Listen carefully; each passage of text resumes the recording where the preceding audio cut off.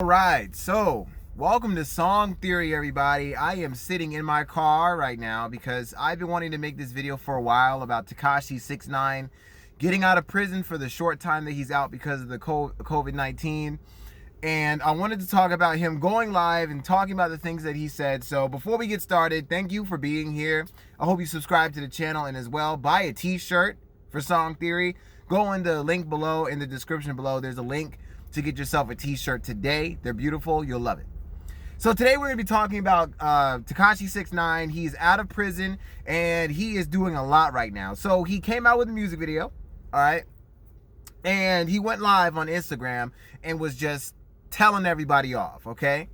So we're going to start from the baseline, all right? Tekashi 6ix9ine ended up in prison over RICO charges. He was actually apprehended because of some incidences that happened with him and a gang that he was affiliated with. This gang essentially were doing a whole lot of crazy stuff behind his back and in front of his back. And Tekashi 6ix9ine was also involved in doing a lot of things such as stealing and hurting people.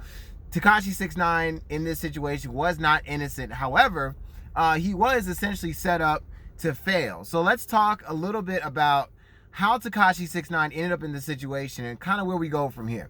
So Tekashi 6ix9ine was a young kid. His name is Daniel Hernandez. He had a lot of talent. He wasn't really a rapper. He was just more of a yeller. But even with that, his yelling, his New York style, and just his demeanor allowed him to skyrocket into popularity, thereby changing his name to 6ix9ine, add all the tattoos, add a little bit of colored hair, and you got yourself a superstar. So with that, he started having a lot of attention around him. Now, I want you all to remember something.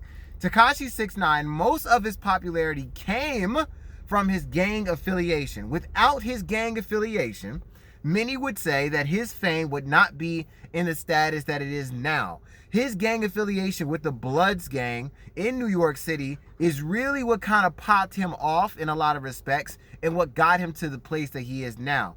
I would say probably the beginning of his career, that was the case, but once he got popular, became world-renowned, he was all over the place. That's when it really was a merit of his own talent. So we're talking strictly in the beginning of his career. The Blood gang, the very gang that he was tied up with by the time he went to court, is what got him to where he is now. For the most part, a lot of his talent is what got him here, but we're talking about from the beginning, okay? So the Blood gang that he was affiliated with, Trey 9, they actually helped orchestrate a lot of craziness in his life. Of course, Tekashi 6ix9ine also was involved in a lot of that, which includes people getting beat up, robberies, and things like this. Eventually, the FBI caught on, and they started doing a lot deeper investigation. That's how Tekashi 6ix9ine ended up in court, and he ended up snitching. Okay, so let's talk about what everyone wants to talk about. Tekashi 6ix9ine. Is Tekashi 6ix9ine a rat? The answer is yes. You are a rat. This is what a rat is defined by. All right? It's facts over feelings. We're talking about words in the English definition, whether it's urban or whether it's standard. Okay, what we're talking about here is that Tekashi 6ix9ine ratted. My wife just came in here with some balloons. So Tekashi 6ix9ine being a rat means that he snitched or he gave information about his gang, about the gang he was affiliated with. I don't want to say his gang, but he gave information to the police about things that him and his gang did. That is a rat. It doesn't matter how you put it or how you feel. He's a rat, okay? He snitched. He gave information to the police about gang stuff. He's a rat. Now, let's talk about the further implications. Was he justified for ratting? In many respects, yes, because if you listen to Tekashi 6ix9ine and look at the evidence, Tekashi 6ix9ine was put in a position where he had to rat because the people that he was affiliated with hated him. For the most part, he was attacked by them, kidnapped. They were threatening his mother, threatening his kids, threatening his baby mom. They did a lot of stuff that would warrant him to be more inclined to snitch and more inclined to rat and give information to the police that otherwise probably wouldn't have happened. Now also consider if he didn't do this, he would be in prison basically for the rest of his life and his career would effectively be over. So for all intents and purposes, it was a self-preservation move. And, you know, whether or not you think it was a smart move doesn't matter. look at what happened. Tekashi 6ix9ine got out of prison, and now he's doing everything he can to stay on top. So when you kind of separate two things, you got to separate the artist from the art. Now, you can say, well, Tekashi 6ix9ine, he was a statutory rapist. That is true. He was involved with an underage girl, and he got in trouble for that. Tekashi 6ix9ine is a massive, instigator. The guy is instigating all over the internet. He's always trying to pick a fight with people, and then he gets upset when he gets beat up. Yes, that is also Tekashi. Is Tekashi 6ix9ine putting himself in danger, now being free, and still instigating? Yes, he is. So, at the end of the day, it's not really a question of, do you like Tekashi 6ix9ine? Is he doing the right thing? It's about what he's currently doing. Did he just break a record on YouTube by hitting 2 million views in an hour on his music video? I think so. He also hit 2 million viewers on Instagram Live. You have to understand, Tekashi 6ix9ine is not famous off of his own merit. Tekashi 6ix9ine, nor can any other celebrity ever make themselves famous, right? What happened was he put himself in a position to get people to always be on his side. Even if they hate him, they are still somehow enthralled with the idea of Tekashi, hating Tekashi, and still absorbing his content, watching his music videos and doing all that. So once again, you have to understand that at the end of the day, Tekashi 6ix9ine is doing what he wants to do. People might hate it, but unfortunately, because people are so not paying attention and not wise enough to look at Tekashi and say, I don't know about this guy, right? People are so focused on his music and what he's doing to make them feel good, they're not looking at him as a person. That's what I was talking about, separating the person from the art, okay? Now, can you truly separate the person from the art? No, because the person is the artist and the artist is the person, okay?